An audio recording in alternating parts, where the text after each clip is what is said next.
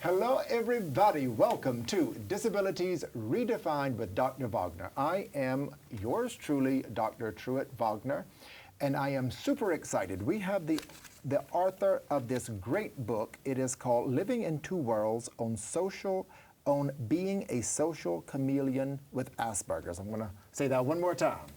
Living in Two Worlds on Being a Social Chameleon with Asperger's. And it is an excellent book. Dylan, you also have, I understand, Asperger's All Day, which is your blog. Yes. Okay, and you have a website, which we will be glad to promote also, just DylanEmmons.com. Right. Excellent. Okay, Dylan, was it difficult writing the book, or was it somewhat refreshing? Because I feel you like writing this book. When I was reading the book, and again, everybody out there, please go get the book. You know, I'm going to show it one more, and we'll edit it in. I know nobody's going to see it from here, but we'll edit the book in, the cover of the book. But you get into some difficult, for example, your parents getting divorced, things of that nature. But nevertheless, I felt a pleasure. I felt like you were liking this book. So I don't know if that, I don't want to sway you and be honest with the answer. But was it a pleasure to write the book, or was it somewhat difficult? Was it refreshing? Did you hate it?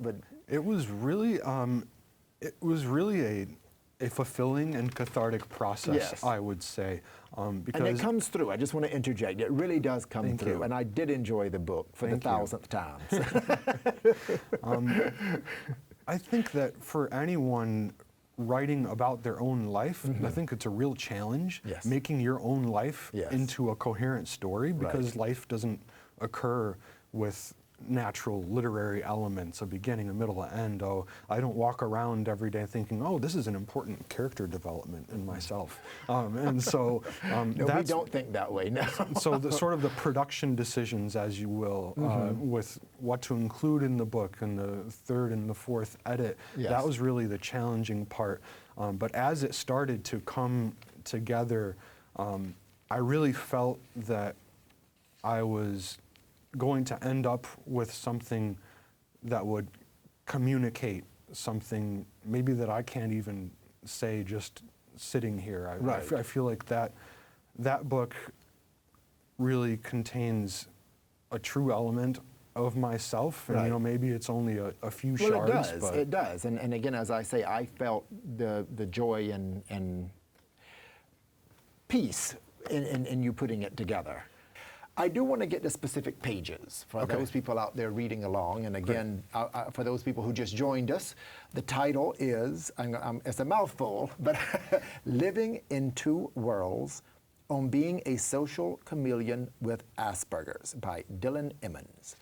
And page 41, such a very simple sentence, but a very, very profound one. I'm reading now. There's a difference between I won't and I can't. The misconception is that people with disabilities like mine are simply being difficult when we don't follow directions exactly. And that really did, you know, as someone who counsels, you know, their fair share of people with autism and works with the disabled population, I find that that's a lot of the general public. You're just being difficult. Yeah. How do you address that? I think it's because, you know, and the title of the book refers to this, living in two worlds. Yes. I kind of do feel like I'm straddling two spheres, in that I clearly have a disability that makes my life more challenging. But I also, you know, I loved school. I was good at academics. I was participating in class. And active with a wide variety of activities. I had a lot of activities. And that doesn't fit a traditional definition of someone with disabilities. So sometimes I feel like if you have if your disability is more apparent, obviously that comes with a lot of stigmatization, that comes with a lot of challenges, and I really respect people who walk around with their head up high every day knowing that just at a glance they're being judged. But with a disability like mine, the way mine presents, people tend to be less understanding, and Yeah. because they don't understand, I feel like they're a little less forgiving. Well, and they also don't know, because you were a good student too. You were a pretty good student in the classroom, and you were very active. And how many sport? What was it? Karate, basketball, Karate, yeah. football for a little while, piano, singing. Right, right. So, and this is why, Dylan, I am very happy that people like you are sharing their story. What has writing meant to you? It's really been everything. It has been a way, so people with autism tend to have a difficulty introspecting, so looking within and then telling, and then sort of reporting back, what did you find in there?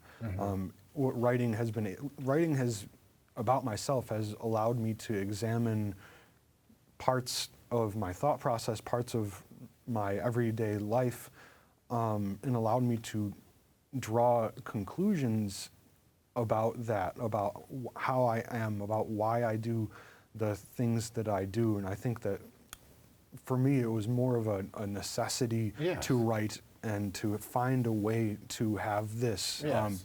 this perspective on myself, but doing so in such a way that I have agency and independence, because writing is a thing that I do for myself and by myself primarily. Dylan, it has been a pleasure. I love the book. Everyone out there, please go read it. It is a very, very, very good book. Parents in general should read it, because it goes there. It really does. I can't thank you enough. And Thank you. will you come back soon? Talk about what's going on? I really hope so.